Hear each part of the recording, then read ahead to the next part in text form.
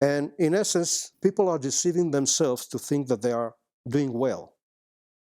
So in Matthew chapter 7, he addresses that, Jesus Christ.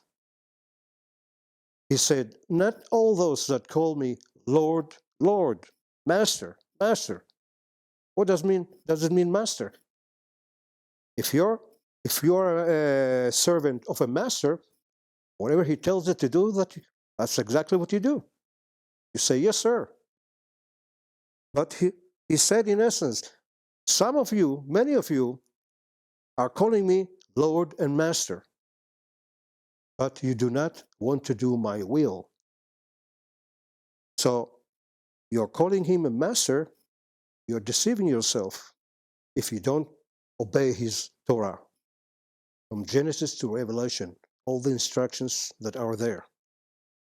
And these are not your instructions, these are not your doctrines, these are not your teachings, but his teachings and the Father's teachings that he himself obeyed.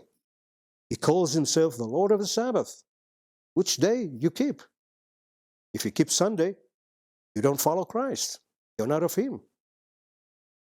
When it comes to a holiday that he gave you to keep, to show the plan of salvation in it, and we shall go through it later, you keep that holiday.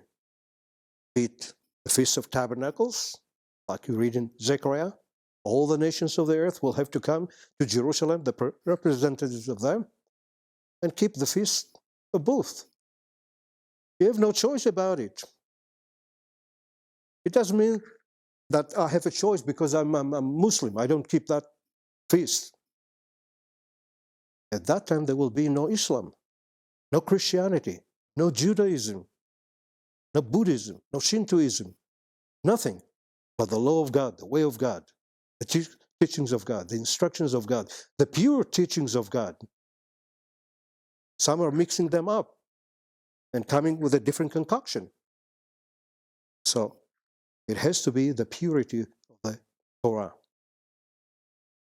And that's what he told you in advance throughout the Bible. So everything will have to be done according to his way, not your way, not your path, not anything else that you choose to follow. Everything will be according to his path, his way. And when you travel that road, which he is the road, if you follow him on the Sabbath to place of worship, if you follow him on a holiday to a place of worship, if you follow him in every commandment that he gave from God, well, you'll end up in the final destination, divinity. So you have the choice to follow or not to follow, or to follow yourself or other religions, which you will not be accepted. Because God is not going to tolerate any deviation from his path, his way, and his commandments and statutes and judgments and precepts and testimonies, as Moses said. He said, when the final sin happens, when you're in tribulation, troubles everywhere, all of you will come back and serve this law that I gave you today. Law of Moses, that's the law of God, the law of Jesus Christ. It's the same. So from the beginning until the end, it's the same law, the same path, the same way, the same spirit. There is no division. Let this mind, the mind of Christ, be in you. This is the law of God that he's talking about. That's the way of God. That's the instructions of God. That's the teachings of God, the doctrine of Christ. So let this mind be in you, not another mind.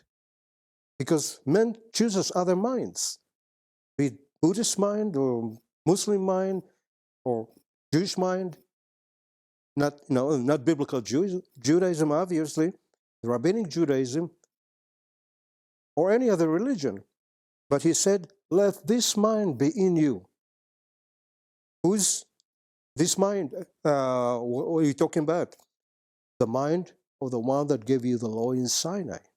In Malachi 4, In verse 4, he said, remember the law of God.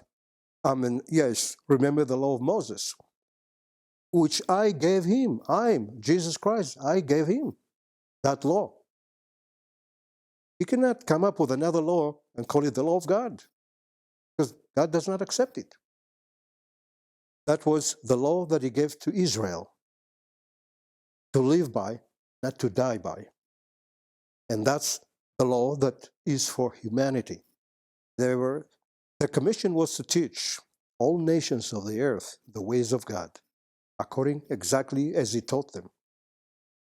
Not deviating, not inventing their own teachings, not inventing their own doctrines and teachings, but exactly as Moses gave them, which he received from Jesus Christ, which Jesus Christ received from his Father. So let that mind be in you. But on the other hand, a human being generally tends to resist and to try to go his own way. Don't tell me what to do attitude. I have my own mind and I have my own decision to make, and don't interfere with my life. In essence, he said, I can worship you, God, I can praise you and do all those things, but don't tell me what to do, how to live my life. I'll decide that. That's natural. And that's why he said, the Apostle Paul, he said about that attitude, the carnal mind, that is the fleshly mind, meathead, as a saying goes, meathead decides to be rebellious against the law of God and is not willing to abide by the law of God.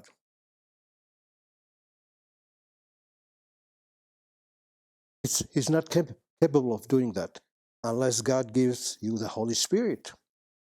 And now you say, not my will be done, but your will. You're traveling in a different direction, opposite direction that you have traveled before that, where you said, I'm the center of the universe. Now you say, God is the center of the universe, and everything revolves around him, and his will be done in my life, not anymore my own will. So you have to obey his will and his instructions, his teachings.